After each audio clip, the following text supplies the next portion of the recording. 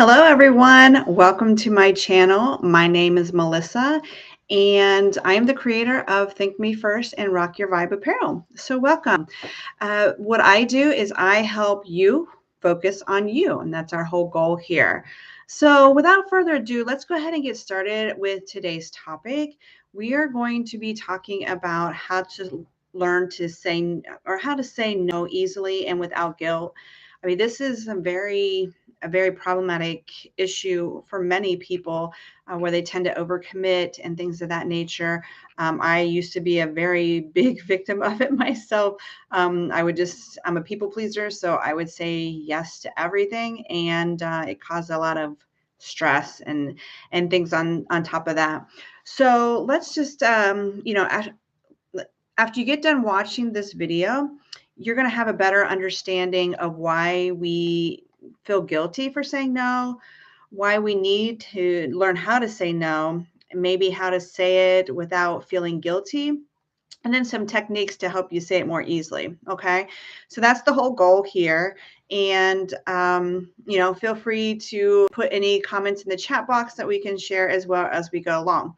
But without further ado, why do we find it so difficult to say no? And why do we feel guilty? It's crazy, isn't it? It's a two-letter word. Yet, I think when we use the word no, or when we've heard the word no, it's always been used in a negative context for the most part, not always. So it's like as a child, no, don't do this, don't cross the road, no, you can't have this, you can't have that. And we've always heard it in a negative context. I mean, think of the word yes. We think of yes as being positive, right? Yes, you can have some candy. Yes, you may go to your friend's house. Yes, absolutely, you can go forward with that. And so, again, yes can be used in a negative context as well, but you get the gist. Yes just seems to be a more positive word. So, this is why we feel guilty sometimes when we say the word no. But why do we not like to say no? And there's several reasons. I'm going to give you a few, but there's going to be more than just what I have. These are just things that I came up with. Number one is usually we don't want to be rude, or we feel like we're going to be rude if we say no. Um, you know, are you a people pleaser by nature? Again, I used to be, and I still am to a degree, but I just don't let it overwhelm me. So I've come to the point now where I've set those boundaries to where people understand what I can commit to and what I can't. But a lot of people, don't know how to respond with a polite response to saying no. And they feel that it can be rude. But here's the thing, a lot of us just don't want to disappoint the other person. Or again, we feel like the word no is rude to them. But that's our perception. And we shouldn't think what the other person may be thinking, because most likely they're not thinking that it's rude. We may be thinking that it's rude because maybe we are using it in a rude manner, or we just don't want to do it. We don't want to tell them why, or there is some guilt with it. Number two is we don't want to ruin relationships. It's pretty easy to say no to a stranger, right? But when it comes to people we know, it's a lot different. We don't want to ruin relationships. And oftentimes we might feel that when we say no, we're burning bridges, which could ruin the relationship or cause conflict. Number three is fear of conflict. Um, that's a very popular reason why, because a lot of people don't like conflict. I mean, no one likes conflict, but some people are better at handling it and resolving it a lot better than others. So, if you're not comfortable with it, you don't want to cause it either. So you might think that, oh no, they're going to be mad at me if I say no. Again, that's your perception. That doesn't mean that they're going to. You're just assuming that they're going to. So you need to find out really why you feel like the other person thinks that you might be rude, or that they may get mad at you, because there's an underlying reason, or you wouldn't feel that way. Okay. Number four is the fear of missing out. And I have a whole article and video on this. It's very common. And this was my big issue, was I had the fear of missing out. I felt like I was going to miss out on something. Um, and I didn't want to. Like if my friends were going to the movie, this really popular movie for the first time that it's out, or a big dance or something, I felt like I was going to miss out, even though I had a very important interview the next day or something like that. But I mean, ask yourself, really, is this event or whatever you feel like you're missing out on, is it really going to be the most amazing thing on the planet? Probably not. Well, I'm going to correct you. No, it's not. It's not going to be the most amazing thing. So don't feel like you're going to be missing out and everyone's going to be talking about the next day at work or school or whatever. It's going to happen to everyone at once or at some time or other. And number 5 is just we plain feel guilty. There's just a lot of guilt because we are saying no to this person, period. Again, we don't like to disappoint our friends and our family.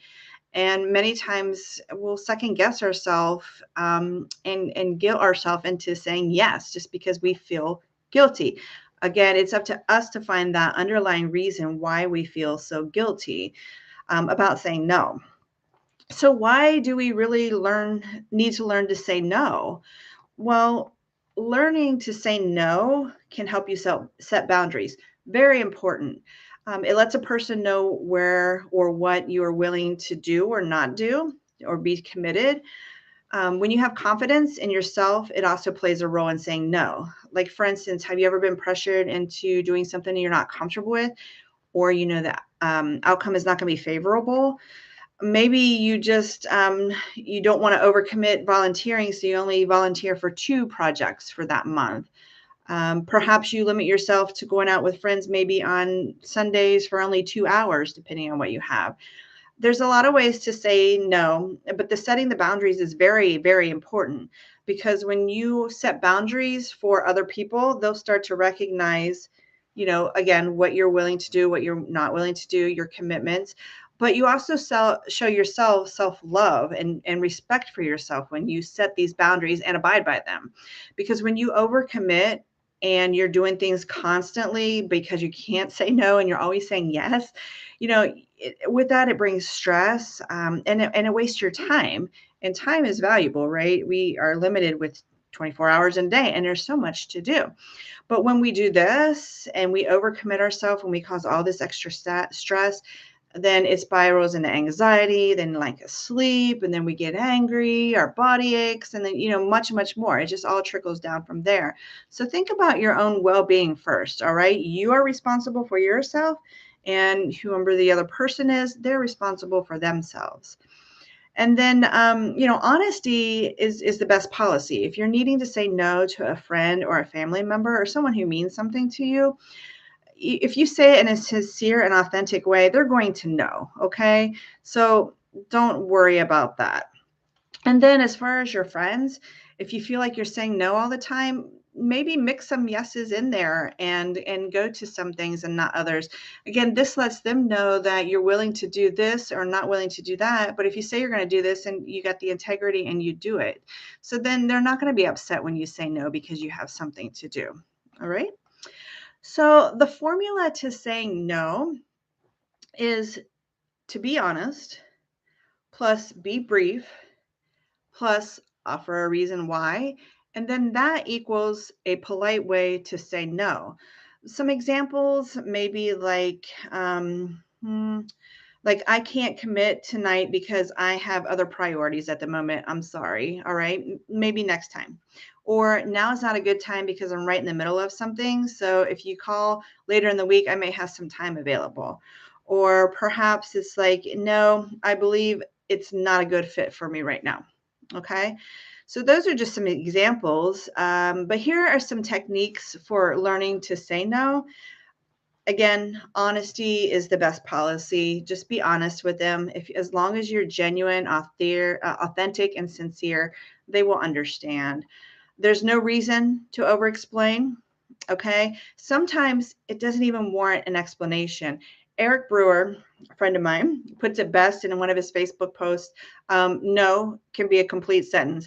And I never really thought about it like that, but it's so true because, again, if people know you and you're being authentic and sincere and genuine and you just say no, they're going to get you, and it can be a complete sentence. All right. So keep that in mind. Sometimes you may feel that you need to give them a reason why, and that's fine. But again, an explanation is not always necessary, right? If you feel guilty, perhaps most likely there's a reason you need to say no, like maybe you have another commitment with someone or something. Again, just tell them no. And then you need to work on yourself as to why you feel guilty, because you feel guilty for some reason. And you need to figure that out so you don't feel guilty all the time that you're saying no. All right. One might start with a compliment too before saying no, like, thank you for trusting me to walk your dog. However, I'm not available tomorrow. Sorry about that.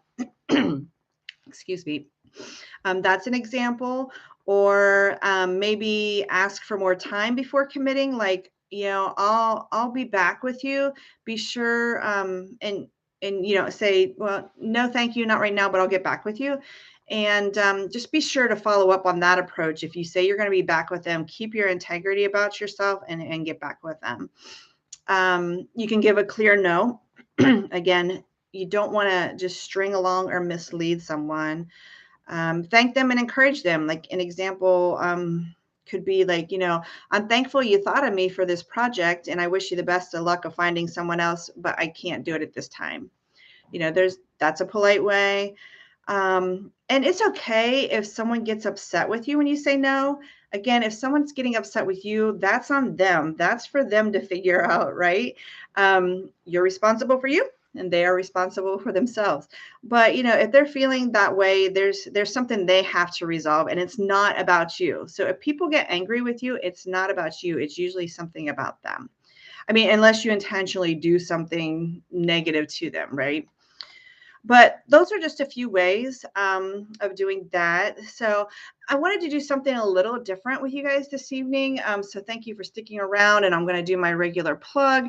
If you like the video, give me a thumbs up, and then hit the subscribe bar below, and then hit that notification bell, and you'll be notified every time we do upload a video. But I got some new cards here. I really like these. These are animal messages. So we are just going to pick an animal message that resonates, hopefully, with a lot of us at this moment. And I'll try and do this every Wednesday if you guys like this. But let's see. Today we are talking about the camel. And the camel says, trust that you have the resources to get through the challenges before you. So there is the camel. If you want to take a screenshot of that, I think that's clear. But anyways, I thought the message would be neat, something new for the end of the video. Otherwise, thank you very much for joining me this evening. And remember, think me first. It's not selfish, but it is necessary. Thanks, guys. Have a good evening.